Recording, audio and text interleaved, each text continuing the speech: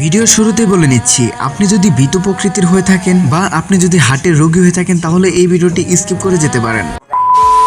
একটি গ্রামে একটি ছেলে ছিল। তার বাবা ছিল একজন কৃষক আর তাদের পরিবারটা ছিল অনেক ছোট। পরিবারে ছিল মা, বাবা, একটি ছোট বোন এবং সেই ছেলেটি। আর আজকের ভিডিওতে সেই ছেলেটির নাম দিলাম বল্টু। বল্টুর বাবা অন্যের ক্ষেতে কাজ করে যা পেত তা দিয়ে তাদের দিন মোটামুটি চলে যেত। বল্টু এখন মোটামুটি বেশ বড় হয়েছে। বল্টু এবার ক্লাস 8-এ পড়ে। সে সামনে জিএসসি পরীক্ষা দেবে আর পরীক্ষার আগে একটু ভালো করে পড়তে হবে। তার জন্য বল্টু তার বাবাকে বলল, বাবা সামনে আমার ফাইনাল পরীক্ষা, এখন আমার কয়েক মাস প্রাইভেট পড়তে হবে। বাবা ছেলের কথা শুনে আর কিছু বলল না, কারণ এখন তার কাছে টাকা নাই। যা ছিল তা দিয়ে গত সপ্তাহে চাল ডাল কিনে ফেলেছে। তখন বল্টু বলল, এখনই টাকা দিতে হবে না, মাস শেষে টাকা দিলেই হবে। তখন বল্টুর বাবা বলল, আচ্ছা ঠিক আছে বল্টু, যদি মাস শেষে টাকা দিতে হয় তাহলে আমি দিতে পারবো। আগে নয় মাঝে মাঝে মাছ ভাত খাইতাম, এখন নয় আমরা রেগুলারই ডাল ভাত খাবো। তখন বল্টু বলল, না বাবা, তোমার এত কষ্ট করতে হবে না, আমার স্কুল আর প্রাইভেটের ফাঁকে ফাঁকে আমি তোমার সাথে খেতে কাজ করব। বল্টুর মুখে এ কথা শুনে বল্টুর বাবার খুশিতে বুক ফেটে যাচ্ছে। বল্টুর বাবা মনে মনে ভাবতেছে, আমার সেই ছোট্ট ছেলে বল্টু আজ সে কত বড় হয়ে গেছে, কত বড় বড় মানুষের মতো কথা বলতেছে। তারপর বল্টুর বাবা বলল, আরে বোকা ছেলে, বলে কি, আমি এখনো বেঁচে আছি না, আমি বেঁচে থাকতে তোর কখনোই খেতে কাজ করতে হবে না। তখন বল্টু বলতে লাগলো, বাবা তুমি তো আমাদের জন্য সারাদিন অনেক পরিশ্রম করো, আমি কখনো দেখলাম না তোমাকে আরামে বিশ্রাম নিতে। এখন নয় দুইজনে মিলে ভাগাভাগি করে কাজ করব, আর সময় পেলে তুমি একটু একটু বিশ্রাম নিতে। আর বল্টু এও বলল, বাবা তোমার সাথে কাজ করতে আমার কোনো প্রকার সমস্যা হবে না। এই কথা শুনে বল্টুর বাবা বল্টুকে বুকে জড়িয়ে ধরলো আর বলল, তুই আজকে অনেক বড় হয়ে গেছিস রে, এত কথা কার কাছ থেকে শিখলি? আর তুই না হলি আমার ছেলে, তোর মতো এরকম ছেলে যেন প্রত্যেক বাবা মার ঘরে জন্মায়। এই বলে বল্টুর বাবা খুশিতে কাঁদতে শুরু করলো। তারপরের দিন থেকে বল্টু তার পাশের গ্রামের এক স্যারের কাছে রেগুলার প্রাইভেট পড়তে যেতে লাগলো। বল্টু মোটামুটি ছাত্র ভালোই ছিল, তার রোল ছিল সবসময় 1 থেকে 5-এর ভিতরে। একবার তো বল্টু পরীক্ষায় ফার্স্ট হয়ে পুরস্কারও পেয়েছে। বল্টু এখন প্রতিদিন রেগুলার প্রাইভেটে যায়, আর প্রাইভেট থেকে এসে বল্টু বাবার সাথে খেতে কাজ করে। বাবাও এতে খুব খুশি। আর বল্টু প্রতিদিন সকাল 4:30টায় ঘুম থেকে উঠে প্রাইভেটে চলে যেত, কারণ বল্টুর প্রাইভেট ছিল সকাল 5টা থেকে 8টা পর্যন্ত।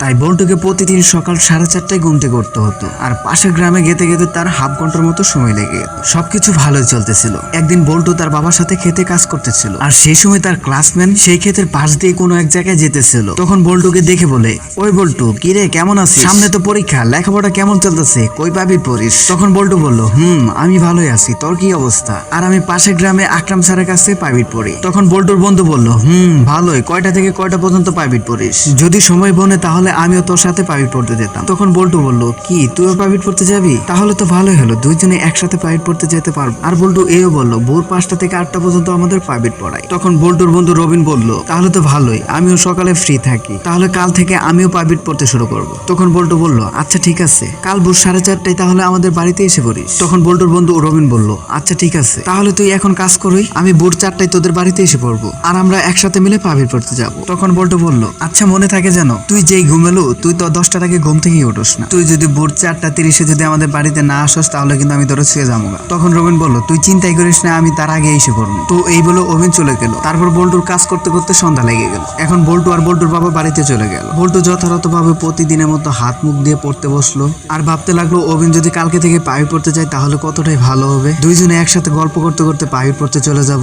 তারপর সে কিছুক্ষণ মনোযোগ দিয়ে পড়তে শুরু করে এবং স্কুল এবং প্রাইভেটের সকল পড়া শেষ হয়ে যায়। তাই বল্টু এখন ঘুমিয়ে পড়লো। তারপর ভোর 4টা থেকে বল্টু খেয়াল করে তাকে কে যেন ডাকতেছে। তারপর বল্টু বলতে লাগলো, কে ওখানে, কে আমাকে এত সকালে ডাক দেয়? তখন উত্তরে বলল, আমি তোর বন্ধু রবিন, আর তুই তো কালকে বললি সকাল সকাল তোদের বাড়িতে আইসা পড়তে। তখন বল্টু বলল, ও হ্যাঁ তাই তো, একটু দাঁড়া, আমি রেডি হয়ে আসতেছি। তারপর বল্টু এবং রবিন দুইজনে একসাথে প্রাইভেটে রওনা দেয়। তারপর বল্টু অভিনকে বলল, কি রে রবিন, তুই আজকে এত সকালে ঘুম থেকে উঠে পড়েছিস? তখন রবিন বলল, হ্যাঁ আমি তো প্রতিদিনই এত সকালে ঘুম থেকে উঠি। আর বল্টু খেয়াল করলো আজকে তারা একটু আগে প্রাইভেটে চলে যাচ্ছে। আর তখন রাত ছিল, জ্যোৎস্না, আকাশে অনেক তারা। তাই বল্টু বুঝতে পারে নাই তখন রাত কয়টা বাজে। চাঁদের আলোতে মনে হচ্ছে যেন সকাল হয়ে গেছে। তো এবার তারা স্যারের বাড়িতে চলে আসছে। আর আকরাম স্যার ছাত্রছাত্রীদের পড়ানোর জন্য এক্সট্রা একটা রুম করেছে, সেটা হলো বাইরে গিয়ে রাস্তার সাইডে। তারপর বল্টু আর রবিন দুইজনে মিলে প্রাইভেট রুমে চলে গেল। আর প্রাইভেট রুমে যাওয়ার পর তখন রবিন বলতেছে, বল্টু এখনো যেহেতু স্যার এবং ছাত্রছাত্রীরা আসে নাই, এখন আর বসে কি লাভ, চল দুইজনে মিলে ফ্রি ফায়ার খেলি। তখন বল্টু অভিনকে বলল,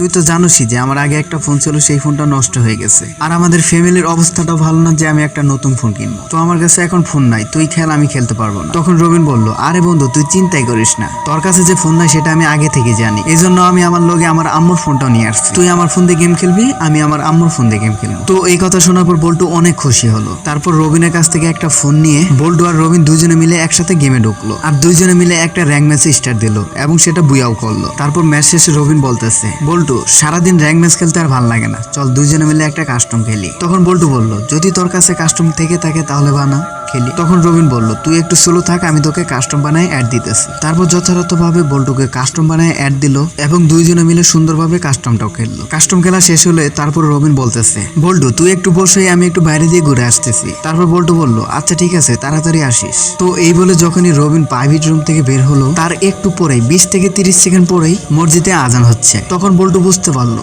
সকাল না হওয়ার আগে তারা প্রাইভেটে চলে আসছে। তারপর আস্তে আস্তে সকাল হতে লাগলো, কিন্তু এখনো রবিন ফিরে আসলো না। তারপর আস্তে আস্তে প্রাইভেট শুরু হয়ে গেল, তারপরে রবিন ফিরে আসলো না। আর এবার প্রাইভেট শেষ হয়ে গেল। প্রাইভেট শেষ হওয়ার পর বল্টু একা একা বাড়িতে চলে গেল, আর মনে মনে ভাবতে লাগলো রবিন না বলে একা একা কই চলে গেল। তারপর বল্টু কোনো উপায় না পেয়ে রবিনের বাড়িতে চলে গেল, আর বাড়িতে গিয়ে দেখে রবিন নাক ডেকে ঘুমাচ্ছে। তারপর বল্টু রবিনকে ডাক দিয়ে তুলে বলে, এই কাজটা তুই ঠিক করলি? তখন রবিন বলতেছে, সরি বন্ধু, আমি সকালে ঘুম থেকে উঠতে পারি নাই। তখন বল্টু বলতেছে, সকালে ঘুম থেকে উঠতে পারিস নাই মানে? তুই তো আজকে সকালে আমার সাথে প্রাইভেটে গেছিলি। তখন রবিন বলে, সকাল সকাল আর মজা করার জায়গা পাস না? এই কথা শুনে বল্টু বলে, মজা আমি করতেছি না, মজা তুই করতেছিস। ফজরে আজান না দিতে তুই আমার বাড়িতে গিয়ে আমাকে সকালে ঘুম থেকে ডাক দিয়ে তুললি এবং একসাথে প্রাইভেটে গেলাম। প্রাইভেটে যাওয়ার পর দুইজনে মিলে একসাথে ফ্রি ফায়ার খেললাম। ফ্রি ফায়ার খেলার পর তুই অচানক বাড়িতে এসে বললি, আর এখন বলতেছিস আমি তোর সাথে মজা করতেছি। তারপর রবিন বলল, আমি সত্যি সকালে ঘুম থেকে উঠতে পারি নাই, বিশ্বাস না হলে আমার আম্মুকে জিজ্ঞাসা করে দেখ। তারপর বল্টু রবিনের মাকে জিজ্ঞাসা করে, আন্টি আজকে কি রবিন সকালে ঘুম থেকে উঠেছিল? তারপর রবিনের মা বলে, না তো, ওই তো সকাল 10টার আগে ঘুম থেকেই উঠতে পারে না। তখন বল্টু রবিনের মাকে সবকিছু খুলে পড়ে, তার সাথে কি কি ঘটেছিল।